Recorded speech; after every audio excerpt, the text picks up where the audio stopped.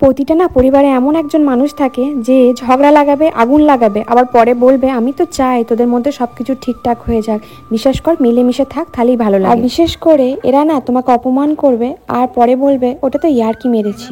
এটার মধ্যে কাঁচা লঙ্কা, আলু, টমেটো, কুমড়ো। এখন বাজে হচ্ছে সকাল 7টা আর এখন আমরা অল্পকে স্কুল দিয়ে যাব হচ্ছে জিমে। ঘুমিয়ে পড়েছে প্রায় নাকি? হ্যাঁ লাগিয়েছে। পিঠের মধ্যে যা একটা বইয়ের বোঝা পড়েছে, না ভালো লাগাই মানে হ্যাঁ স্বাভাবিক, সত্যি স্বাভাবিক। খুব ব্যাগটা ভারী হয়, আমি নিজে দেখেছি তো। আমি নিতে ওকে বলো, আমাদের পাখি এইখানে থাকে। এখন একটা বড় খাঁচা নিয়ে আসা হয়েছে, সেইখানে থাকে ওরা, তো রেখে দিয়েছি। আরো কটা আছে নতুন পাখি। জিমে এসে বৃষ্টি প্রথম কাজ হচ্ছে।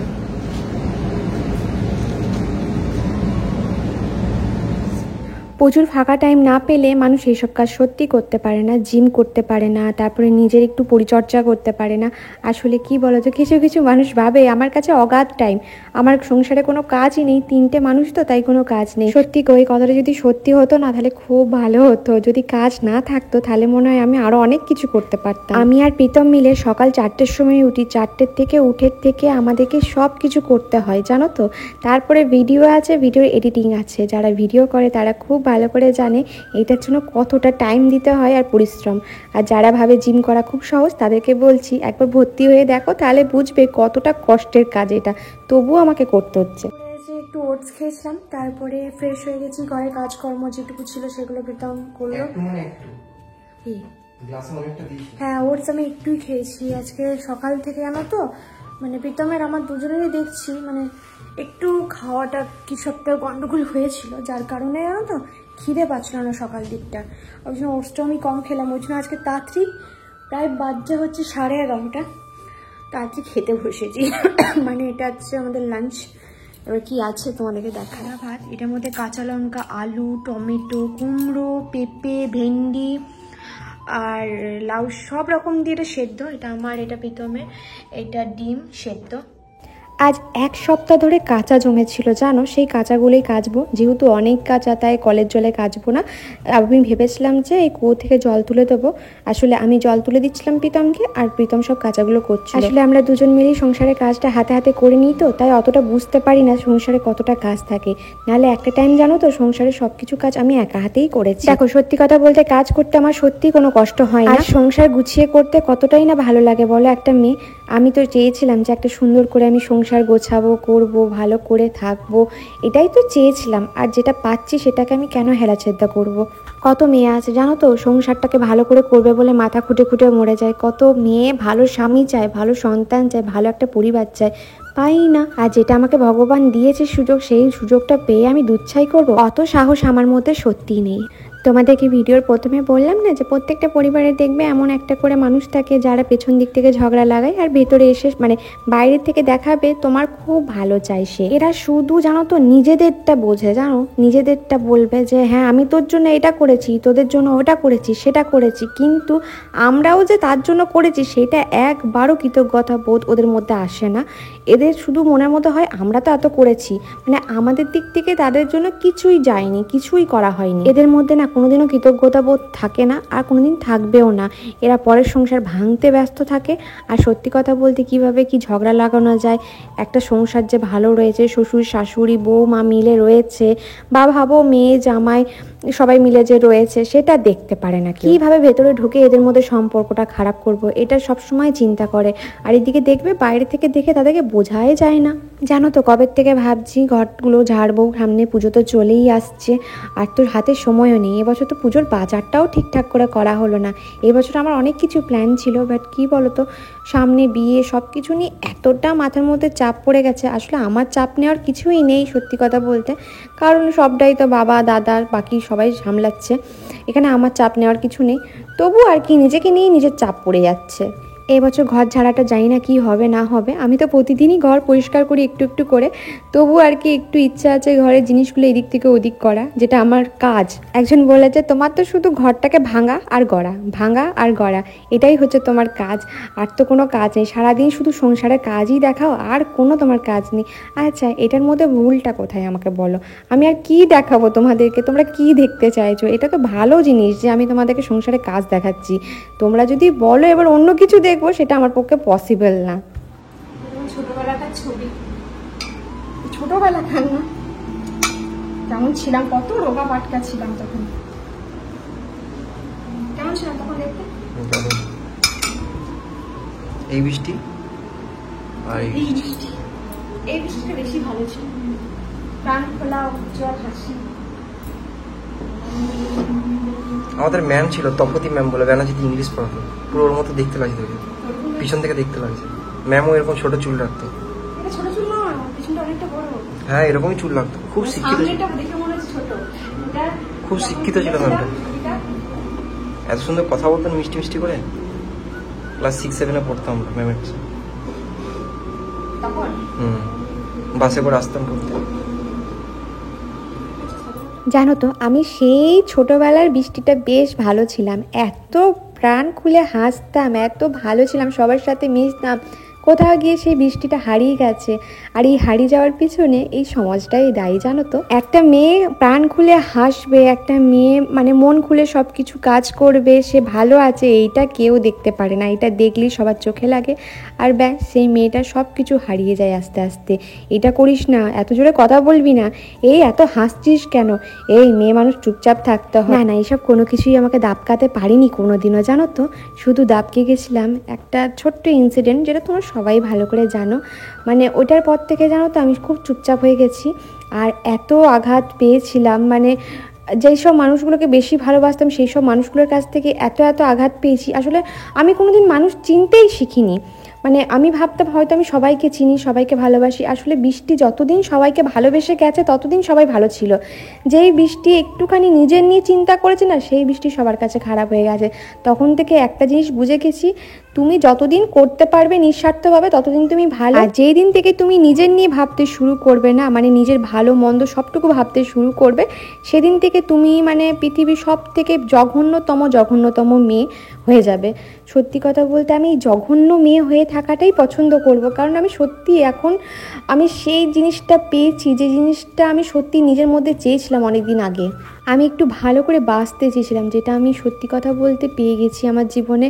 আমি জানি না ভবিষ্যতে আমার জন্য কি খারাপ লেখা আছে বা কি ভালো লেখা আছে, কারণ সময়ের চাকা ঘোরে, ঠিক আছে? আজকে তুমি ভালো আছো তার মানে সারা জীবনটা তুমি ভালো থাকবে এমন না, আবার আজকে তুমি খারাপ আছো তার মানে তুমি সারা জীবনটা খারাপ থাকবে এমনটাও না। দেখো, আনন্দ যেমন মানে খুশির সময়টা যেমন তুমি ধরে রাখতে পারবে না, তেমন দুঃখের সময়টাও তুমি ধরে রাখতে পারবে না। সব কিছুকে ধরে রাখা যায়, কিন্তু সময়কে কিন্তু কোনোদিনও ধরে রাখা যায় না। আর সত্যি কথা বলতে আমি কোনোদিনও ধরে রাখতে চাইও নি। আমি চাই যখন যেই সময়টা আসছে সেই সময়টা আসুক, আমি সেটাকে ফেস করব। সেটা ভালো সময় হলে ভালো সময়টাকে ভালোভাবে কাটাবো, খারাপ সময় হলে খারাপ সময়টাকে ফেস করতে হবে, যেটা আমি 1 বছর আগে করেছি, প্রায় কতগুলো বছরই করেছি। কিন্তু সত্যি কথা বলতে আমি ভেঙে পড়িনি, আর যখন আমি ভেঙে পড়েছি তখন আমার ছেলে আমাকে উঠে দাঁড়াতে সাহায্য করেছে, আমি ওর মুখ চেয়ে উঠে দাঁড়িয়েছি। যাই হোক, আমার মোটামুটি টুকিটাকি কাজগুলো তো হলো, ওইদিকে প্রীতমও কাজগুলো করছে। এমন না যে আমি একা করছি, বা এমন না প্রীতম একা করে, কারণ দেখো একটা পুরুষের পক্ষে সত্যি কথা বলতে হ্যাঁ একটা টাইমও প্রচুর করেছে আমার জন্য, যেটা কেউ করবে না। মানে ও যা করেছে আমি ওর কাছে সারা জীবন কৃতজ্ঞ। মানে আমি যে আজকে সুস্থ হয়ে দাঁড়িয়েছি না, এটা শুধুমাত্র ওর জন্য। ভগবান তো ছিল মাথার উপর, কিন্তু তারপরও যদি কেউ হয় তাহলে সেটা হচ্ছে প্রীতম। ও না থাকলে আমার জীবনটা মানে সত্যি বলছি সেদিনকেই শেষ হয়ে যেত। তো ওইদিকে ও কাচাকুচিগুলো করছিল, কারণ আমার কাচাকুচি করা বারণ আছে সেই কারণে। আর এইদিকে আমি করছিলাম ঘরগুলোকে, চাদরগুলো চেঞ্জ করা ছিল, ওগুলিকে ঝেড়ে টেড়ে আমি সব কিছু রাখছিলাম। আর অর্ক এখন এত দুষ্টু হয়েছে, মানে বিশেষ করে ছোটোবেলায় এত শান্ত ছিল, কিন্তু যত বড় হচ্ছে তত দুষ্টু হচ্ছে। কথাই আছে না, যারা ছোটোবেলায় শান্ত থাকে তারা বড় হলে দুষ্টু হয়, আর যারা বড়তে মানে ছোটোতে দুষ্টু থাকে তাহলে বড় হলে শান্ত হয়। আমার অর্ক ঠিক অপোজিটটা হচ্ছে, জানো, দুষ্টু হচ্ছে। আমি জানি না আবার যখন বড় হবে তখন শান্ত হয়ে যাবে কিনা, তো এখানে সবটাই করে নিলাম। আর এই বিছানার চাদর আমার দুটো কেনা আছে, কারণ এইটা ম্যাট্রেসটা না অনেক বড়, এটার দামও অনেক চাদরগুলো জানো তো। ওই জন্য না আমি না মানে ভাবলাম যে দুটোই রেখে দিই, অল্টারনেট করে পাতা যাবে। এটা যখন কাঁচা হবে ওইটা পাতবো। আর চাদরের না কোয়ালিটিগুলো বেশ ভালো। আমি যে সব চাদরগুলো কিনেছি না, সব চাদরগুলোর থেকে এই চাদরের কোয়ালিটিগুলো এত ভালো না, কি বলবো। এতবার কাঁচা হয়েছে হয়েছে একটু রং চটেনি, যদি বা ওই কাপড়গুলোতেও রং চটেনি, তবে আমি বলবো এটা খুব ভালো কোয়ালিটিটা। আর এদিকে সব কিছু কাজ করছি। আর আমার জানো তো আজকে থেকে ভাবছি চুলটাকে একটু বেঁধে বেঁধে রাখবো। আমি জানি খুব হাস্যকর ব্যাপারটা, কারণ চুলটা ভীষণ ছোট আমার, তো ভাবছি একটুখানি বেঁধে বেঁধে রাখবো, তাহলে যদি মানে গরমটা কম লাগে। প্রচুর গরম তো পড়ছে, আর ঘাড়ের কাছে চুল মানে থাকলে না প্রচণ্ড গরমও লাগে। আর এগুলো সব প্রীতমের জন্য। দেখো আমি তো সেভাবে খুব একটা জিনিস ইউজ করি না, আমি ওই একটা প্যাক মাখি ও নিজের ঘরে বানানো। এগুলো সব ব্র্যান্ড প্রমোশনের জিনিস। আমি না ভাবি মাঝে মাঝে এত ক্রিম কি করে মাখা যায়। আর আমি তো নিজের স্কিনের ওপর কোনো রকম কোনো এক্সপেরিমেন্ট করি না, তাতে আমাকে যদি কেউ বলে প্রচুর টাকা দেবো তবু করবো না। তো এখানে বাড়িতে আনা হয়েছিল দেশি চিকেন, আজকে একটু কষি রসি রান্না করব। তো এই যে দেখো এখানে প্রথমে একটু চিনি দিয়েছিলাম, তারপরে তেজপাতা একটু শুকনো লঙ্কা দিয়েছিলাম, আর পেঁয়াজ কুচি দিয়েছিলাম, আর সাথে গোটা রসুন দিয়ে দিয়েছিলাম দুটো। আমরা গোটা রসুনটা এখন খাই। এই যে লাল করে ভেজে নিতে হবে পেঁয়াজটাকে। দেশি মুরগি রান্না খুব সিম্পল, আমি তো হিজিগিজি মশলা দিই না, আমি পছন্দও করি না। তো এইখানে ভালো করে পেঁয়াজটা ভাজার পর এখানে একটা মশলা বানানো আছে। এখানে কিন্তু কোনো রকম শুকনো লঙ্কা গুঁড়ো অ্যাড করিনি, গোলমরিচ আছে, আদা রসুন আছে, আর একটু পেঁয়াজ আছে, অল্প 1 চামচের মতো জিরে আছে, 2 চামচের মতো ধনে আছে। ব্যাস এটাকে বেটে নিয়েছি, কোনো রকম গরম মশলা কিচ্ছু দিইনি আমি এর মধ্যে। আর এখানে একটা টমেটো দিলাম। ব্যাস এটাকে ভালো করে মশলাটাকে কিন্তু কষাতে হবে। আমি না সেরকমভাবে না খুব একটা মানে হিজিবিজি মশলা দিই না, অনেকে দেখেছি জায়ফল জয়িত্রী এসব ইউজ করে, আমি না এসব করি না। আর আমি এখন বেশিরভাগ রান্না শেয়ার করি না, এটাই কারণ, সেটা হচ্ছে সব রকম সবজি দিয়ে ডাল যেটা আমাদের হয়, কারণ ডালে দেখবে সব রকম সবজিটা সেদ্ধও হয়ে যায়, সব সবজি দিয়ে দিই, সাথে সয়াবিনটাও থাকে। এবার ডালটা সেদ্ধ করে দিলাম, আর ছকার সময় তো অল্প পরিমাণে তেল লাগে। আর তুমি যদি 5টা তরকারি করো, 5টা তরকারিতে অল্প অল্প করে তো তেল দিতে হবে। সেই তেলের কোয়ান্টিটিটা তুমি যদি এক জায়গায় করো, তাহলে তোমার অনেকটা তেল খাওয়া হচ্ছে হিসাব মতো। তো ওই জন্য কী করি এখন না পুরোটাই মানে সেদ্ধ খাবারে পুরোপুরি ইয়ে হয়ে গেছি, মানে বলতে পারো ঢুকে গেছি এদিকে সেদ্ধ খাবারে। এদিকে সেদ্ধ করতে দিলাম, আর অল্প তেল দিয়ে ছকে দেবো। আর যেহেতু চিকেনটা হচ্ছে আজকে, সেই জন্য বলতে পারো তেল দেয়া আছে, আর না হলে এই তেলটাও থাকে না। তো এই যে দেখো মাটন বলছি, এটা মাটনেরও বাবা, জানো তো আমার এত ভালো লাগে দেশি চিকেন, কি বলবো। নুন হলুদ মাখিয়ে রেখেছিলাম। তো এইখানে দেখো দেশি মুরগিটা দিয়ে এটা না ঝাল মানে স্কিন সমেত এত ভালো লাগে। আর বাবা ভীষণ নাম করেছে খেয়ে যে খুব ভালো ছিল। আর প্রীতম না আজকে না মানে এটা দেশি মুরগি না, সরি, এটা হচ্ছে মোরগ, দেশি মোরগ। তো এখানে ভালো করে আমি কষছিলাম। কষাটা ঠিকঠাক হতে হবে, আবার খুব বেশি কষে দিলে না মাংসটা না একটু শক্ত হয়ে যায়, চিমড় হয়ে যায় এই মাংস। তো ওই জন্য জানো তো খুব বেশি কষা যাবে না। একদম সুন্দর করে কষা হয়ে গেছে, আর কালারটা কি সুন্দর এসছে। মানে তারপর একটুখানি গরম জল এখানে দেখো আমি অ্যাড করে দিলাম ভালো করে। আর এদিকে আমাদের এত লাইনের অসুবিধা হচ্ছে, ওই জন্য দেখো মানে ভালো করে ভিডিও আমি দিতে পারছি না তোমাদের সাথে। এখানে মাংসটা বেশ ভালো করে কষছি, একটু একটু করে জল দিয়ে দিয়েই পুরোটা কষেছিলাম, তারপরে একদম জল দিয়ে আমি ফুটতে দিয়েছিলাম। এত ভালো খেতে হয়েছিল।